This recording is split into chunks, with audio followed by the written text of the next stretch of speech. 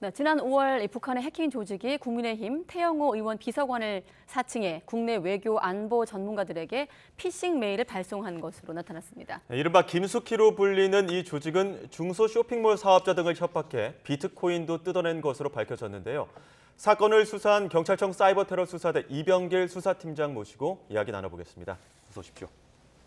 네, 이병길 팀장님 안녕하십니까?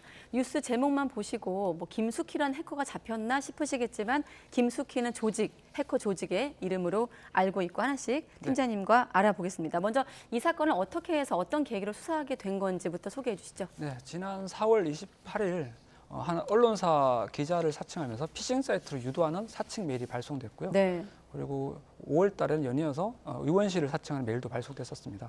그래서 해당 언론사에서 이제 고발과 함께 이제 저희는 사칭 메일들을 다수 확보해서 수사에 착수하게 됐습니다. 예, 말씀하신 것처럼 4월에는 대통령직 인수위원회 출입기자 사칭, 네. 또 5월엔 앞서 보신 것처럼 태영호 의원실 비서로 또 위장하기도 네. 했고, 10월에는 국립외교원 사칭하는 메일도 있었습니다. 네, 맞습니다. 모두 이렇게 외교안보 전문가를 타깃으로 한 겁니까? 예, 그렇습니다.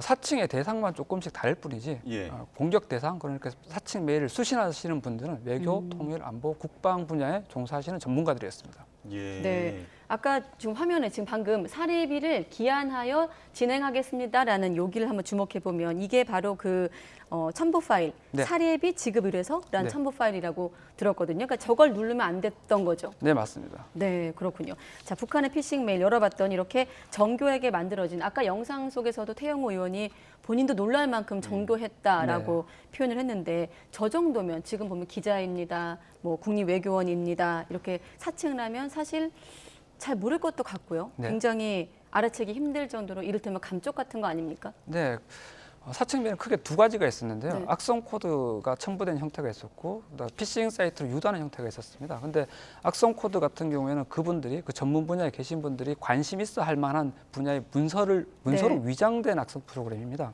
예. 그래서 그 해당 전문가분들도 파악하기 힘드실 거였고요. 그다음에 사칭 메일을 통해서 그 유도되는 피싱 사이트 또한 포털과 똑같이 모방돼서 제작됐기 때문에 예. 전문가가 아닌 한 판별하기 힘들었다고 생각합니다. 그러니까 그 표현도 세미나에 도움을 줬으니 사례비를 지급하겠다고 네, 맞습니다. 했더라고요. 예. 예, 지금 외교안보 전문가기도 하고 지금 보도 나온 내용들 보면 또 절반 정도는 민간기관 연구원, 네. 한대 네. 교수들도 있다고 네. 합니다.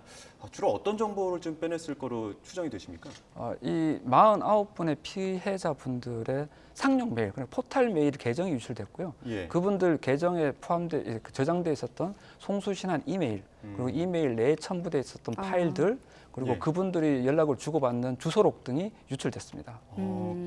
그러면 그 주소록이나 이렇게 타고 들어가면서 다른 피해자를 만들 수도 있는 상황은 아닙니까? 네, 맞습니다. 그 피해자분들이 기존에 연락을 주고받던 지인들과의 메일을 보면 예. 이제 그분들에게도 사칭 메일을 보낼 수 있고요. 그리고 네. 그렇게 되면 그 지인들 또한 피해를 입을 수 있으니까 메일 계정 보안에 주의를 기울여 주셔야 될 것 같습니다. 자, 그럼 다음 얘기는 왜 이 메일을 보내고 해킹할 주체가 김숙희란 조직인가라는 네. 점인데 8년 전 이 한국수력 원자력을 해킹했던 일명 김숙희로 지금 경찰에서 특정한 것으로 알고 있거든요. 그때랑 수법이 닮은 겁니까?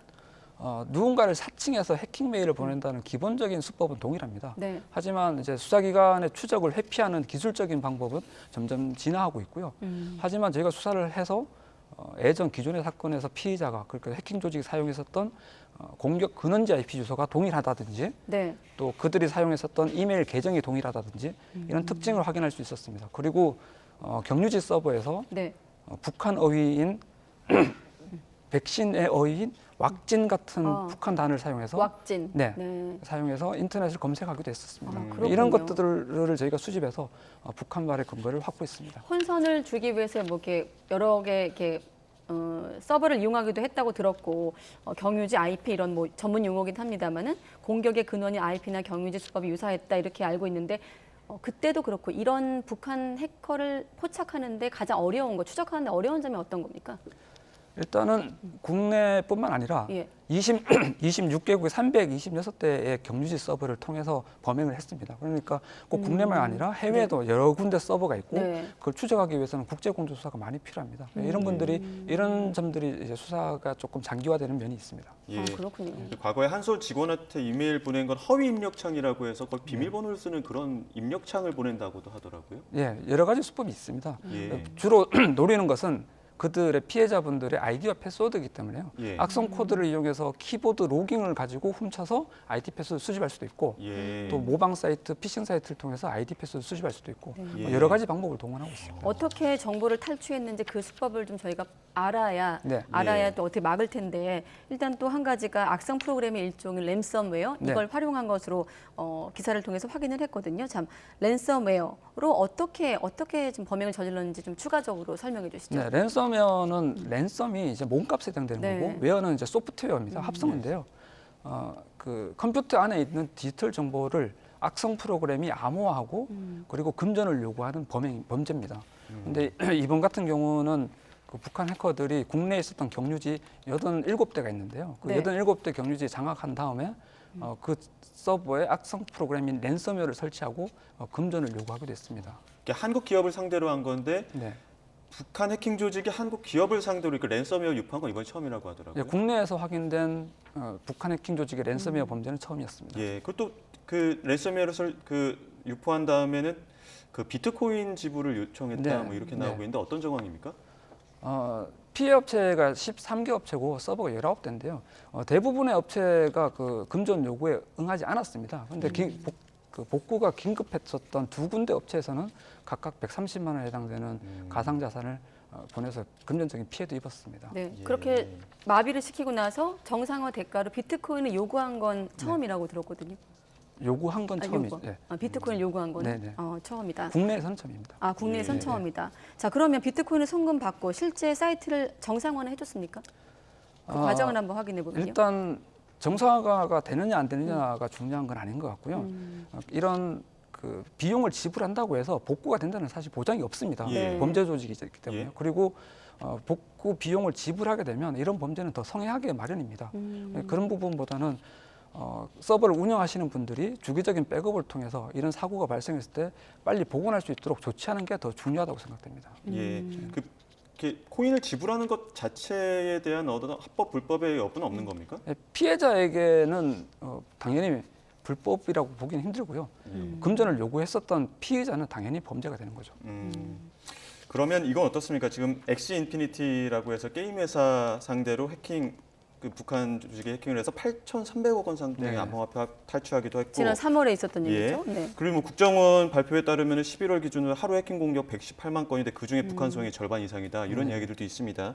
최근에 이렇게 안보 기밀뿐만 아니라 코인 같은 가상 자산을 북한이 노골적으로 노리는 이유, 여기엔 어떤 요인이 있다고 보십니까? 저희 수사기관의 입장에서 보면 이런 사칭 메일을 발송하는 범죄에서 여러 가지 금전이 필요한 경우가 있습니다. 예. 예를 들면 서버를 임대하거나 아니면 IP 주소 세탁을 위한 서비스를 결제하거나 이럴 때 금전이 좀 필요한데요. 예. 이런 금전을 충당하기 위해서라도 비트코인을 노리는 범죄는 계속될 거라고 생각됩니다. 예. 네, 혹시 뭐 북한의 도발과 좀 관련된 부분도 있을까요? 예를들면 북한이 올해 굉장히 무력 도발을 여러 번 크게 대형 도발을 많이 하지 않았습니까? 네네. 그때마다 이런 얘기가 나오기도 했었는데 혹시 그런 연관성에 대해서는 팀장님은 어느 선까지 알고 계신가요?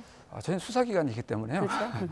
그 북한의 그 관계와 이 범죄와의 관계를 결합해서 설명드리기 좀 어려울 것 같습니다. 네, 알겠습니다. 혹시나 해서 한번 여쭤봤는데, 네. 자, 끝으로 김숙희 일당의 피싱 메일 공격이 이렇게 외교 안보 전문가에게만 국한되는 일인지 지금 나온 사례들로 보면 외교 안보 전문가를 일단 국한내고 제안해서 수행을 저지른 것으로 보이는데 이 대상이 확대될 가능성은 없는지 그리고 끝으로 이 해킹 피해를 막기 위한 예방법까지 알려주시죠. 대상은 점점 더 폭넓어질 거라고 예상이 되고요. 예. 이 전문 분야, 외교, 국방, 안보 이런 분야에 종사하시는 분들뿐만 아니라 모든 분들에게 해당되는 내용인 것 같습니다. 일단 발신자가 불분명한 이메일을 수신했을 때는 주의를 기울이셔야 될 것 같고요. 송신하셨던 분이랑 유선으로 연락을 한 다음에 확인한다든지 이런 네. 주의가 좀 필요해 보입니다. 그리고 이메일 계정에 대한 접속 보안, 핸드폰을 통해서 2단계 인증을 거친다든지 이런 네. 보안 강화가 필요해 보이고요. 무엇보다도 중요한 메일을 주고받으실 때 첨부 파일은 반드시 암호를 걸고 그리고 암호는 그분에게 유선상으로 따로 알려주시면서 조치를 취하시면 피해 예방에 도움이 될 거라고 생각됩니다. 그럼 이번 해커들이 지금 이 김숙희라는 해킹 조직이 메일에 첨부되어 있던 문서나 주소록을 빼냈는데 일단 이메일로 문서를 주고받을 때는 비밀번호를 걸어놓는. 네, 맞습니다. 네, 알겠습니다. 여기까지 듣겠습니다. 경찰청 사이버테러 수사대 이병길 수사팀장과 알아봤습니다. 고맙습니다. 감사합니다.